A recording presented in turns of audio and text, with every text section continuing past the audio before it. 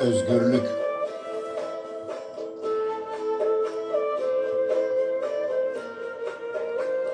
Ah şu kış geceleri. Dost mu, düşman mı uzayıp gidiyorlar işte. Karanlık çökerken hasretin de büyüyor gönlümde. Bağrım alev alev. Geçen her saniyede burnumda tutuyorsun. Özlemin bir ip misali boğazımda düğümlenmiş, dolanmış her tarafıma ipler, zincirler. Ve ben aşkın esaretinde özgürlüğümü düşünüyorum. Bir ömür gibi uzayan geceler sabaha gebedir gülüm.